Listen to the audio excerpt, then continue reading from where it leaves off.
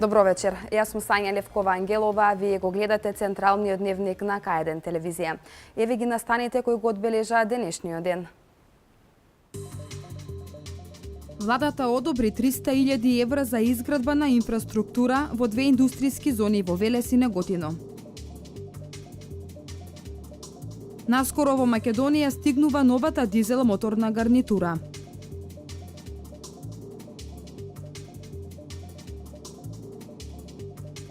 ВМРО ДПМН е со двојна предност пред СДСМ. Нова анкета на Брима Галуп.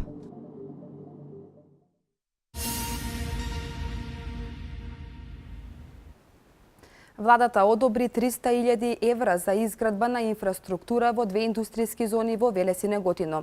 За уредувањето во индустријската зона во Каласлари и зоната 8 во Неготино доделени се околу 300.000 евра. Според вице-премиерот Пешевски, вкупната поддршка оваа година е за 4 пати поголема од она во 2014.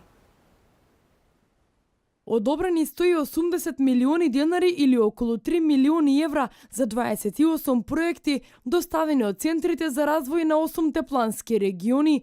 Владата ги распредели средствата по повикот за финансирање на проекти за развој на регионите. Во најголем дел или околу 80% од нив се инфраструктурни проекти.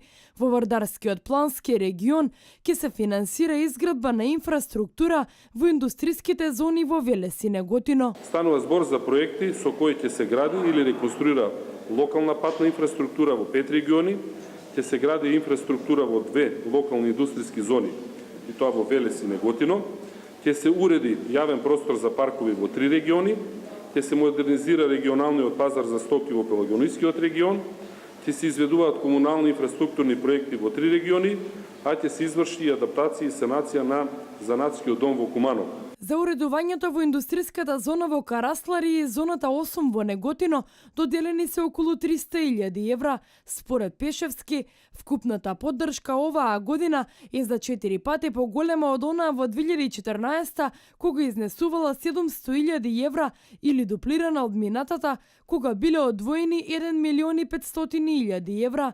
Со најголема вредност од 550.000 евра, оваа година ќе се гради локален пат во источниот плански регион. Истиот ќе биде поврзан со регионален пат, што ќе биде од големо значење за вкупно 5 општини во источниот дел.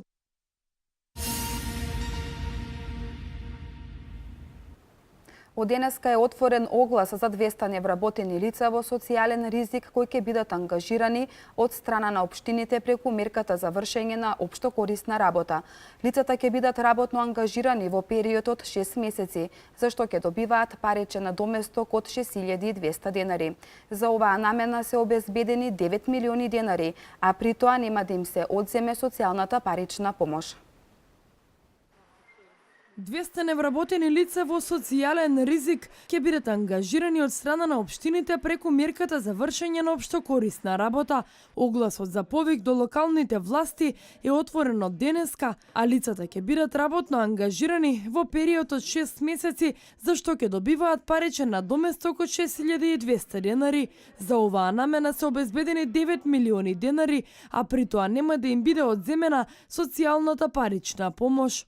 Мерката општинско корисна работа предвидува работно ангажирање на потешко вработливи лица, лица во социјален ризик, како и корисници на социјални бенефити, односно корисници на социјална и постојана парична помош. Најчесто општините, овие лица преку проектот и програмата општинско корисна работа ги ангажираат за грижа на стари неподвижни лица, за грижа на лица со инвалидност, ги ангажираат во рамки на старските домови, дневните центри за стари лица или пак за лица со инвалидност, меѓутоа и за други потреби на локалната заедница. Според директорот на Агенцијата за вработување Владко Поповски, оваа мерка им помага и на општините во извршувањето на суштинските дејности, како што е помошта на граѓаните. Пред се предстои прво покана до сите општини, даваме еден добар период до 35 дена, колку што тие ќе се јават во Агенцијата за вработување, во тимот кој што ќе работи на оваа мерка,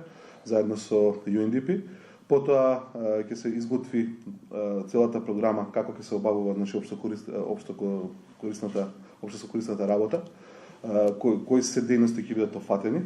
Потоа тоа ќе се евалуира и ќе се одобри бројката на невработени лица за таа општина и конкретно за сите оние проекти што ги поднеле. Од 2012 па до сега, преку оваа мерка ангажирани се 540 невработени лица, од нив 140 добиле постојано вработување.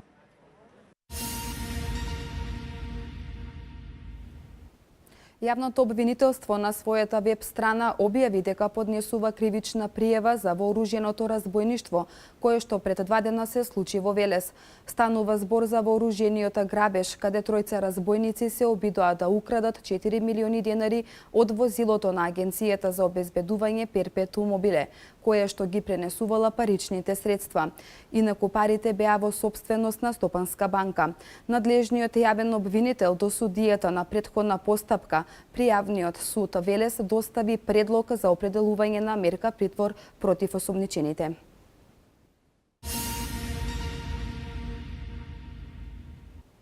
На Солунското пристаниште пристигна вториот од 6 нови ултрамодерни возови. Модерниот воз ќе се обреќа на релација Скопје-Битола, а очекувањата се дека по македонските пруги пробно ќе почне да се движи за 15 на дена.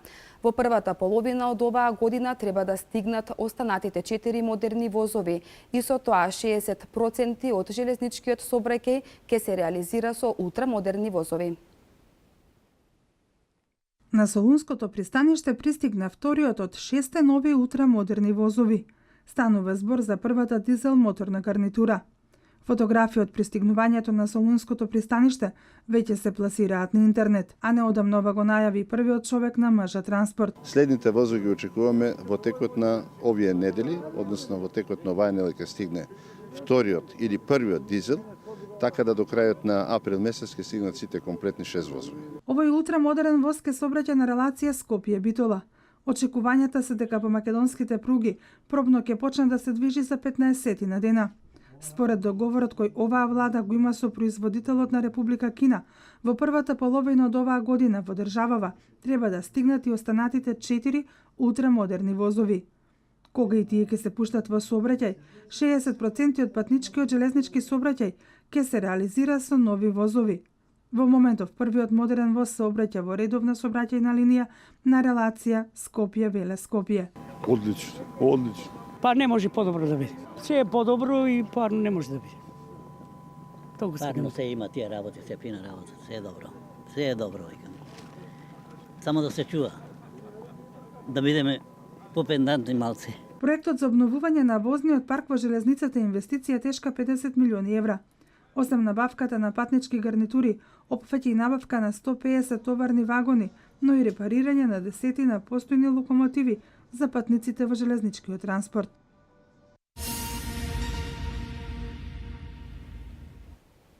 Со символично закројување на виновата лоза и богата културно-уметничка програма, општина Кавадарци годинава ќе го одбележи големиот христијански празник Свети Трифун.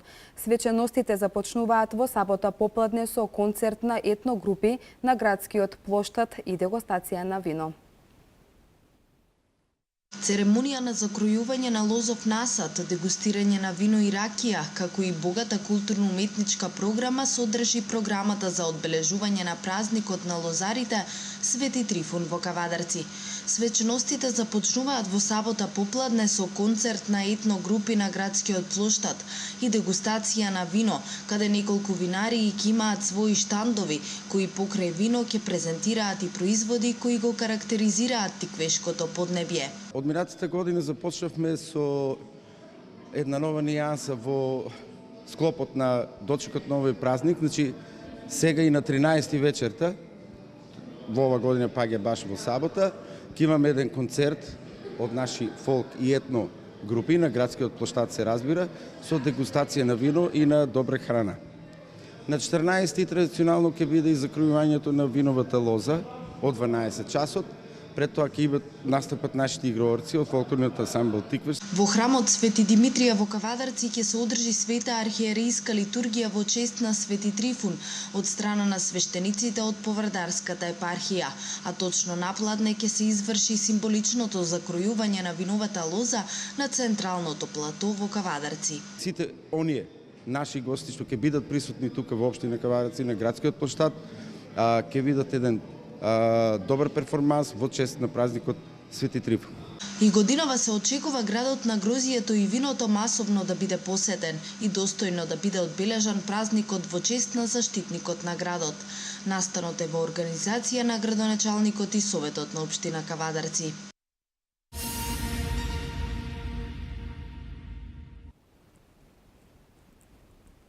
Стручни советувања за неготинските земјоделци ќе се одржат во рамки на манифестацијата Недела на виното.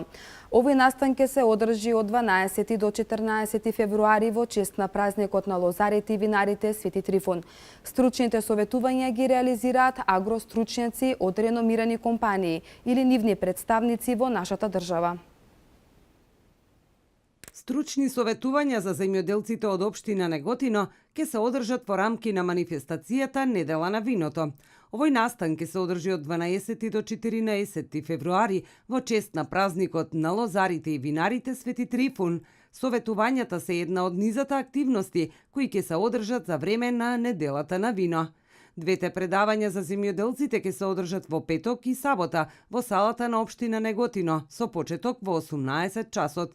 Според организаторите, станува збор за советувања кои се од голема корист за земјоделските производители и на кои еминентни стручњаци од областа на аграрот ги пренесуваат искуствата и најновите мерки и технологии во одредена област, и тоа како во делот на заштитата на виновата лоза, заштитата на растенијата и слично. Стручните советувања ги реализираат агростручњаци од реномирани производствени компании или нивни представници во нашата држава, а досегашните искуства покажуваат дека неготинските земјоделци се и тоа како заинтересирани да ги проследат истите, зашто впрочем говори и податокот дека големата сала на општина Неготино каде истите се одржуваат е претеста да ги прими сите заинтересирани.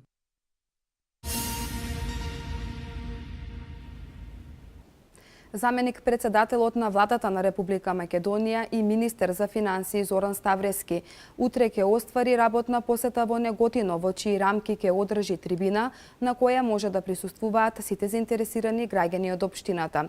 На трибината се очекува вице-премиерот Ставрески да ги представи и образложи проектите на владата на Република Македонија, кои се најактуелни во моментов и кои се предмет на интерес кај граѓаните. Трибината ќе се одржи во салата на Центарот на култура Ацо Ѓорчев во Неготино со почеток од 19 часот.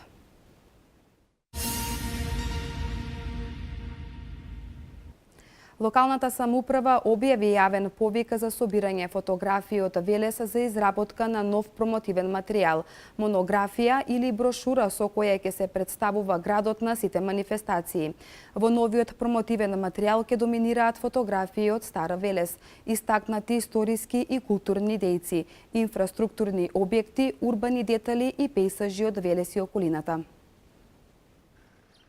Јавен повик за собирање на фотографии од градот за изработка на нов промотивен материјал, монографија или брошура со која ќе се представува Велес на сите меѓународни средби или манифестации, распиша локалната самоуправа.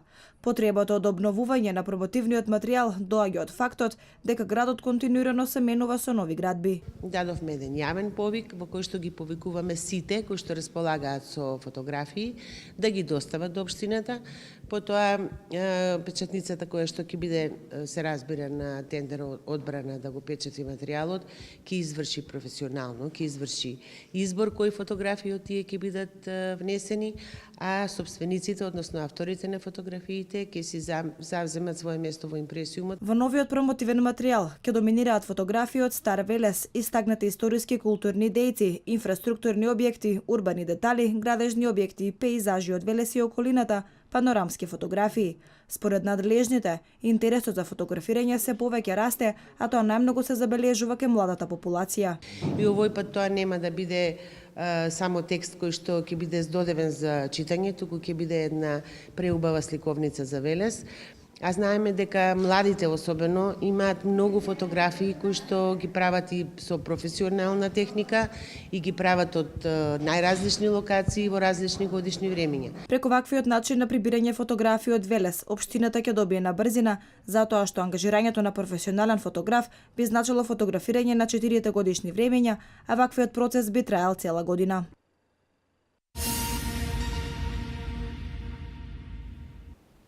Вработените во секторот за внатрешни работи од Велес денес даруваат својата крв. Вакви акции се спроведуваат редовно од страна на Институтот за трансфузиона медицина од Скопје и Општинскиот Црвен крст. На акцијата беа собрани 12 крвни единици каде се застапени сите крвни групи. Освен што се во служба на граѓаните, велешките полицајци денеска доброволно даруваа крв на акцијата што се спроведе во просториите на секторот за внатрешни работи.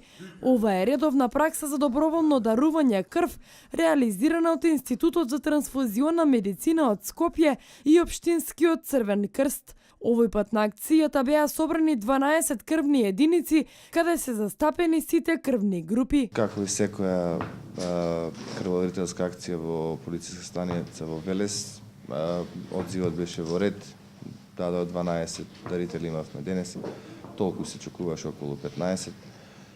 Се помина во најдобар ред, без никаков проблем, дарителите се во ред.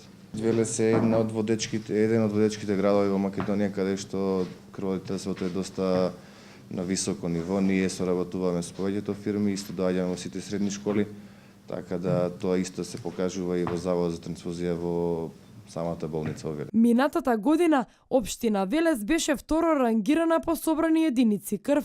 На 30 организирани крводарителски акции во 2015 собрани се 1247 крвни единици, додека вкупниот број заедно со Велешкиот оддел за трансфузиологија изнесува 4377.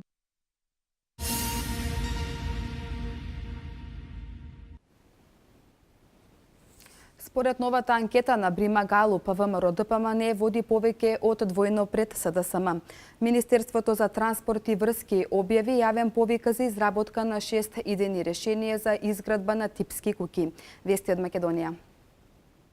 По нарачка на неделникот рубрика Агенцијата за истражување на јавното мислење Брима Галуп од 30 јануари до 4 февруари спроведе теренска анкета за испитување на јавното мислење на граѓаните во однос на повеќе прашања поврзани со актуелните политички теми, при што беа анкетирани 1006 испитаници на возраст над 18 години. Резултатите покажуваат огромна поддршка и повеќе од двојна предност на ВМРО ДПМН спрема СДСМ, односно доколку следната недела се одржат нови парламентарни избори, за ВМРО ДПМН би гласале 36,8%, а за СДСМ повеќе од 2 пати помалку, односно 15,7%.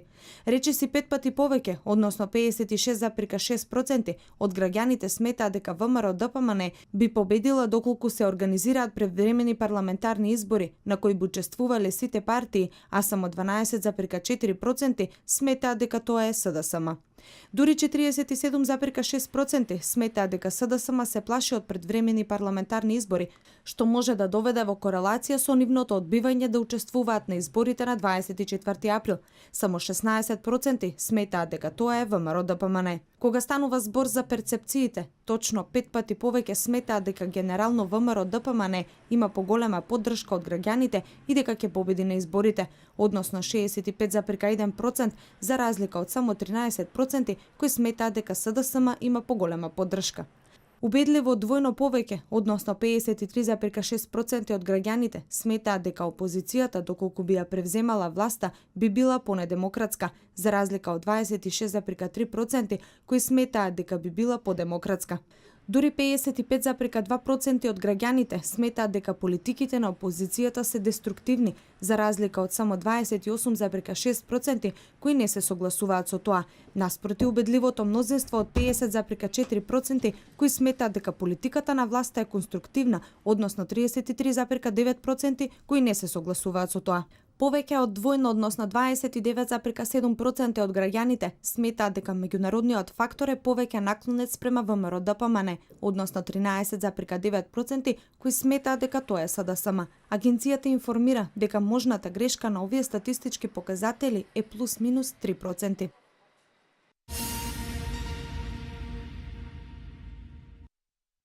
Министерството за транспорт и врски објави јавен повик за изработка на 6 идејни решенија за изградба на објекти, истите се со намена за индивидуално домување или типски куќи. Според јавниот повик се предвидува идејните решенија за типските куќи да бидат со големина од 50, 70, 90, 110, 130 и 200 метри квадратни. Јавниот повик трае до 16 март 2016 година. По изборот на идејните решенија ќе се изработат проекти кои подоцна бесплатно ќе можат да се превземат од официјалната веб страна на Министерството. Со оваа мерка, Министерството за транспорт и врски, преку обезбедување на бесплатен проект за типски куќи, овозможува субвенционирање од 900 до 2500 евра за изградба на куќа. Истовремено се намалуваат и роковите за вадење на одобрение за градба. Веќе се изработени готови проекти за индивидуални куќи за домување со други 6 различни димензии кои веќе се достапни за граѓаните. Сите заинтересирани на истиот начин можат да ги превземат од Министерството за транспорт и врски.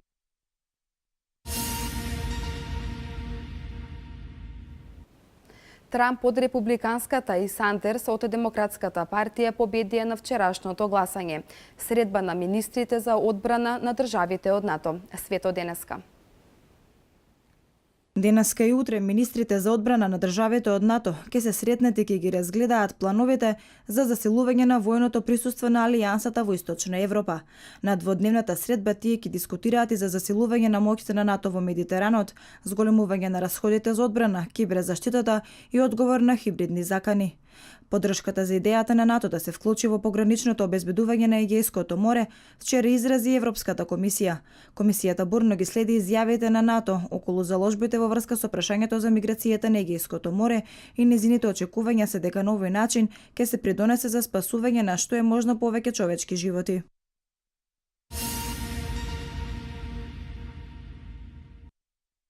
Доналд Трамп од Републиканската и Берни Сандерс од Демократската партија победија на вчерашното прелиминарно гласање во Њу Хемпшир. Гласањето за избор на кандидати за претседател на САД од двете партии е второ во низата, по она што се спроведе минатата недела во Јова, каде меѓу републиканците победи Круз, а кај демократите Клинтон. 35% од гласовите меѓу републиканските кандидати освои милионерот Трамп, речиси 16% од избирачите гласаа за Џон Кесич, кој се најде на второто место. Во редовите на демократите пак Сандрес со убедливи 60% од гласовите се најде на првото место и покри фаворизирањето на Хилари Клинтон, таа го доби второто место и за неа гласаа 38% од избирачите. Следните прелиминарни партиски избори ќе се одржат во Јужна Каролина и Невада. Според проценките на аналитичарите, ваквите резултати укажуваат на долга и неизвестна борба за претседателски номинации.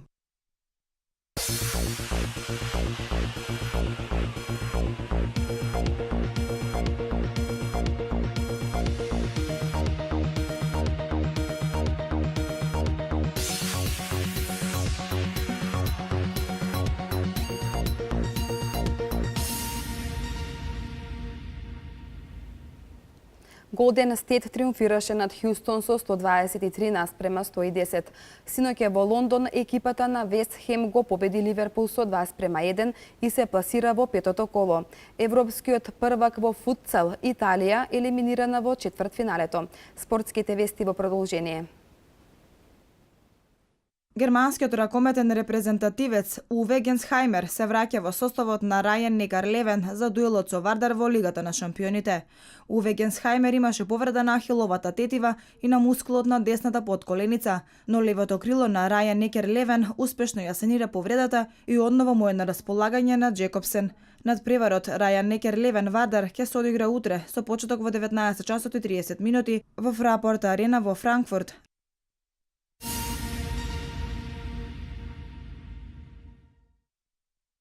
Golden State продолжи со импресивните настапи, триумфирајќи над Хјустон со 123-110 за својата 47-ма победа во 51-виот надпревар оваа сезона. Воините одиграа во ист ритм како и непретходните дуели. Игудала и Бранс постигнаа 2 тројки во низа во последната четвртина од надпреварот и му дадоа сила на шампионот да го решат победникот 30-17 во последните 12 на минути игра. Стеф Кари уште еднаш беше најефикасен со 35 поени и 9 асистенции. Бранс постигна 19 поени. Работите во Нью Йорк Никс не се променија многу со знаменувањето на Дерик Фишер, откако новиот тренер Курт Ремис дебютираше со пораз на домашен терен и тоа од Вашингтон со резултатот 108-111.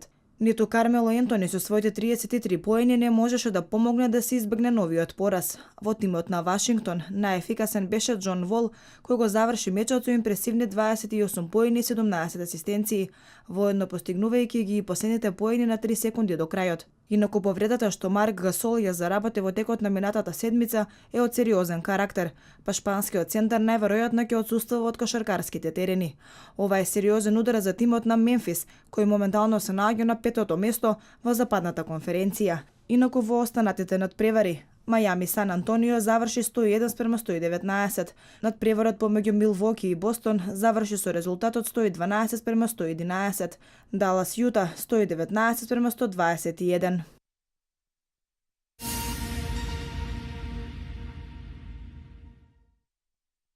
Синоќа во Лондон, екипата на Вест Хем го победи Ливерпул со 2:1 во повторениот дуел од ФА Купот и се пласира во петото коло. Патникот во осмина финалето беше решен дури по продолженијата, бидејќи по 90 минути завршија без победник 1:1. Домакините поведоа преку Микаел Антонио во 45-та минута, а Ливерпул изедначи со голот на Филипе Кутињо по само 3 минути игра во второто полувреме. Противникот на Вест Хем во следното коло на 21 февруари ќе му биде Блекбурн. Вечер од 20 часот и 45 минути се игра вториот повторен дуел помеѓу Питер Боро и Вест Бромвич Албион.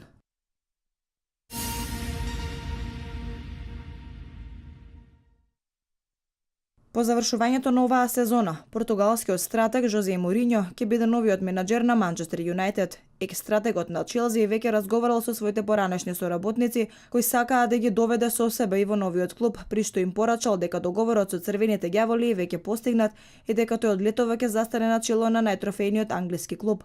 Ова го тврди британскиот весник Daily Mail, повикувајќи се на извори блиски до трофејниот стручњак. Луи Ван Гал во неколку наврати беше на чекор до отказ, но челниците на Манчестер Юнајтед сепак наоѓаа разбирање и му даваа нова шанса.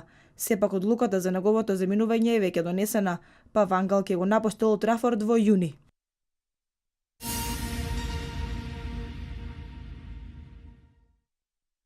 Скијачката Микела Шифрин ќе се врати на патеките овој викенд откако ја надмина повредата на коленото поради која отсуствуваше 2 месеци. Таа најави дека веќе на 15 февруари ќе учествува на трката во слалом во Кран Монтана. Таа изјави дека се надева дека ќе се врати во светскиот куп кон крајот на февруари или почетокот на март, но ќе учествува веќе на 15 февруари на трката во слалом во Кран Монтана, која е одложена од Марибор. Таа пред повредата на лигаментите на десното колено триумфираше на 2 трки во слалом во американскиот Аспен.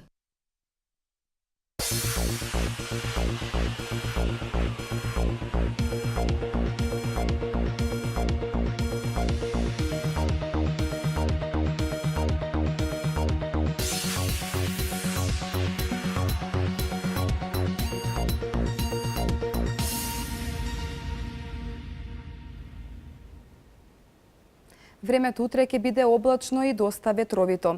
Ќе дува умерен, засилен јужен и југоисточен ветер. Иако дождот ќе се рашири утре попладне на поголем дел од територијата, неговиот интензитет ќе биде прилично слаб. Еве ги деталите.